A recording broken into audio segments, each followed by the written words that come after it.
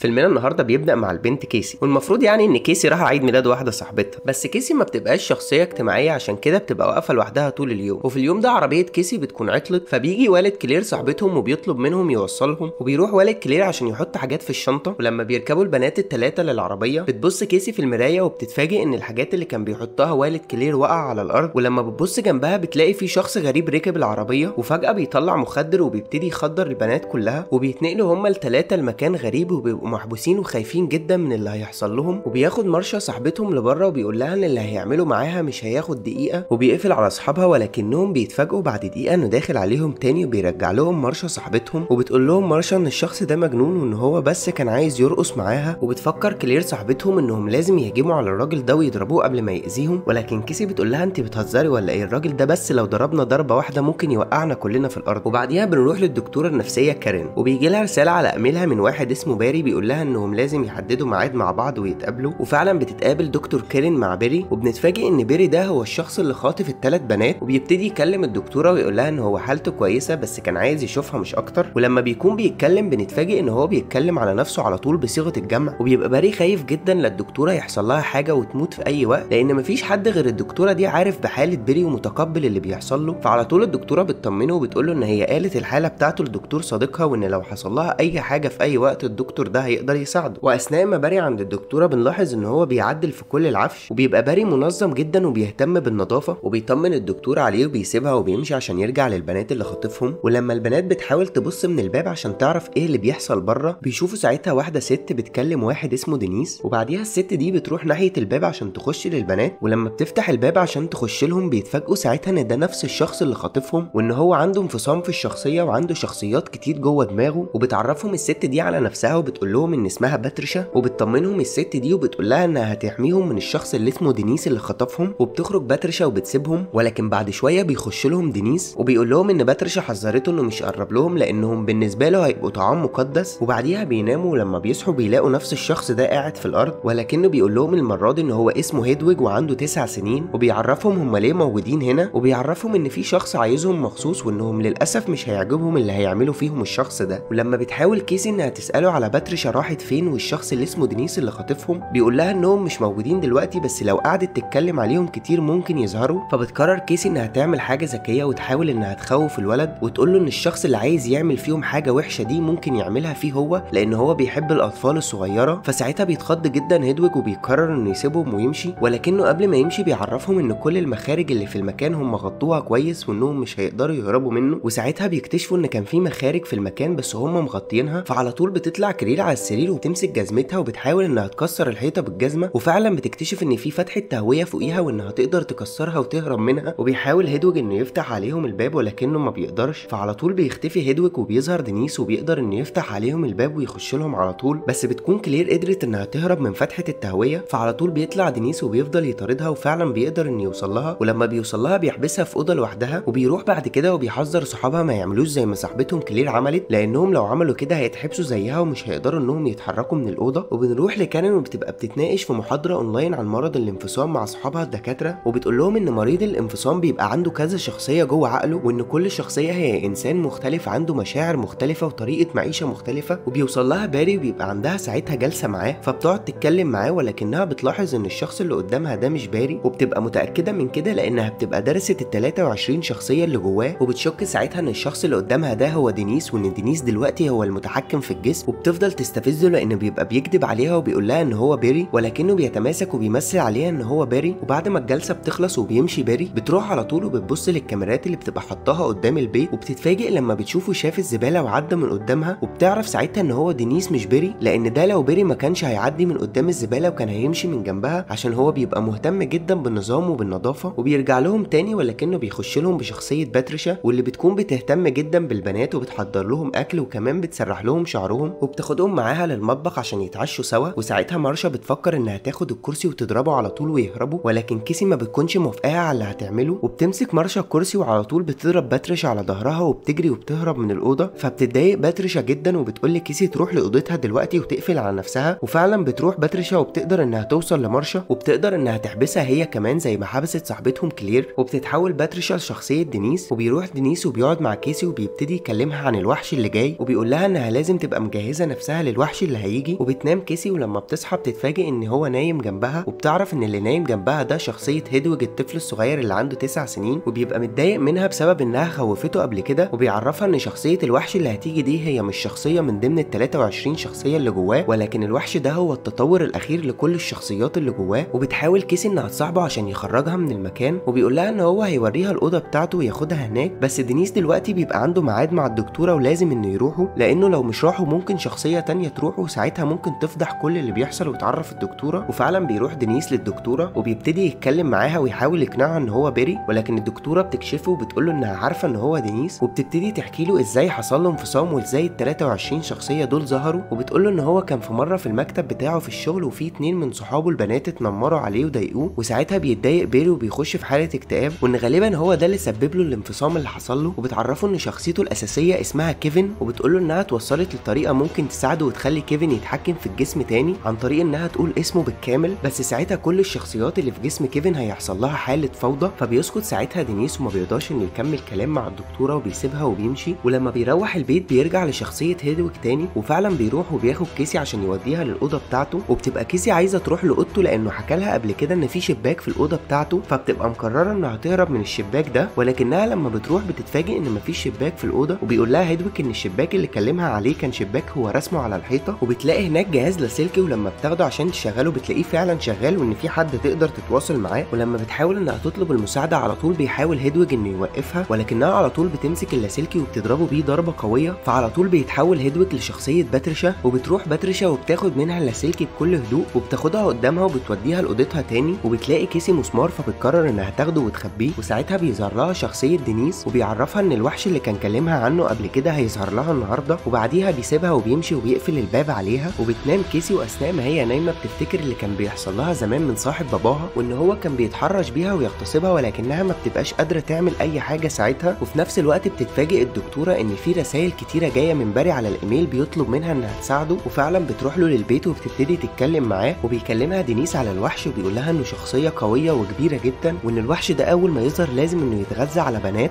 فبتقلق جدا الدكتوره ساعتها وبتقرر انها تروح الحمام، وبتطلع الدكتوره وبتحط منديل في قفل الباب عشان ما يتقفلش، وبتروح وبتفتح اوضه بالصدفه وبتلاقي فيها بنت واقعه على الارض، فبتتخض الدكتوره من اللي بتشوفه وبتبقى عايزه تهرب، ولكن بيظهر دينيس وراها وبيقدر انه يخدرها ويكتفها وبياخدها على طول للاوضه وبيحبسها، وبيطلع دينيس وبيروح عشان يشتري ورد، واثناء ما هو راجع بيتحول على طول للشخصيه 24 واللي بتبقى شخصيه الوحش، وفي نفس الوقت بتكون كيسي قدرت انها تفتح الباب بالمسمار اللي معاها، ولكنها بتتفاجئ باوضه تانية وفي باب كمان مقفول عليها، وبتلاقي هناك كمبيوتر ولما بتفتحه ما بتلاقيش فيه نت، وبتشوف على الجهاز 23 فيديو وكل فيديو بيبقى فيه شخصيه مختلفه لبيري، وبنشوف خلاص ان الشخصيه 24 شخصيه الوحش قدرت انها تسيطر على بيري، وعلى طول بيرجع بسرعه للبيت، واول ما بيرجع البيت بيشوف الدكتوره فبيمسكها على طول وبيكسر عظمها لحد ما الدكتوره بتموت منه، وفي نفس الوقت بتكون كيسي قدرت انها توصل للمفاتيح وتفتح الاوضه عشان تهرب منها، ولما بتطلع بتسمع صوت جاي من الاوضه اللي محبوس فيها اصحابها، فعلى طول بتروح وبتفتح الاوضه وبتتفاجئ ان صاحبتها واقعه على الارض وميته وعلى جسمها علامات كأن في ذئب هاجمها واكلها، وبتشوف كمان الاوضه اللي محبوس فيها كلير وبتبقى كلير بتستنجد بيها عشان تساعدها، ولكن كيسي بتتفاجئ ان الوحش موجود جوه في الاوضه، فعلى طول بتقفل الباب عليه وبتحبسه، ولكن الوحش بيكون قوي جدا وبيقدر انه يفتح الباب ويكسره، وبيقدر كمان انه يمشي على الحيطه، وبتتفاجئ كيسي بورقه مكتوب عليها الاسم الكامل لكيفن، وبتبقى الدكتوره قبل ما تموت كتبت الاسم الكامل ده وبتقول لكيسي لازم تقول الاسم ده، وانها لو قالت اسمه الكامل ساعتها كيفن هيتحكم في الجسم والوحش ده مش هيقدر يتحكم فيه، وفعلا كيسي بتعمل كده فبيهدى الوحش وبيتحول لشخصيه كيفن الشخصيه الاساسيه، ولما بيتحول لشخصيته تاني بيفتكر ان زمان كانت والدته بتضربه وبتعذبه وان هو ده اللي سبب له المرض اللي هو فيه وظهور 23 شخصيه في جسمه، وبيرجع كيفن لجسمه لما بيشوف اللي بيحصل ما بيكونش عارف ايه اللي حصل، وبيكون فاكر ان هو لسه في 2014، ولكن كيسي بتعرفه كل اللي هو عمله، فبيتضايق جدا من نفسه وبيعرفها على مكان البندقيه وبيطلب منها انها تقتله، وبتكون كيسي راحه عشان تاخد البندقيه وتقتله، ولكن بيتحكم في كيفن شخصيه تانية وبيبتدي انه يستعطفها ويقول لها ما تقتلوش، وبتبتدي كل الشخصيات اللي جوه كيفن تتحول لحد ما بيوصل لشخصيه الوحش تاني، فبسرعه بتجري كيسي في الممر ولكنه بيقدر يوصل لها وبيعضها من رجليها، بس بتقدر كيسي انها تخش قفص وتحبس نفسها جواه، وبتبتدي تاخد البندقيه وتضرب عليه، فبيقع على طول الوحش في الارض وبيعرفها ان هو مش بني ادم وان الطلق ده عمره ما هيأثر فيه، وبيقف قدامها وبيمسك الحديد وبيبعدوا عن بعضه، وبيبقى خلاص هيخش لها عشان ياكلها، ولكنه بيتفاجئ ان في علامات تعذيب على بطن بطن كيسي، وبتكون العلامات دي بسبب اللي كان بيعمله فيها صاحب ابوها وهي صغيره. فعلى طول بيهدى الوحش وبيقول لها انه مش هيقدر يأذيها لان قلبها طاهر، وانها كانت برضه بتتعذب وهي صغيره زيه. وبيقرر ساعتها انه خلاص هيمشي ويسيبها ومش هياكلها. وبيجي تاني يوم وبيبقى المكان اللي هم فيه ده ملجأ تحت الارض في حديقه الحيوان، وبيشوفها فرد الامن، فعلى طول بيروحوا لها وبيقدروا انهم ينقذوها وبيبتدوا يحققوا في اللي حصل. بس ساعتها كيفن بيكون قدر انه يهرب من المكان. وهنا بيخلص الجزء الاول من فيلمنا، ويا ريت لو عجبك الفيلم ما تنساش الاشتراك واللايك بالقناه، وتابعنا عشان لما ننزل لك الجزء الثاني.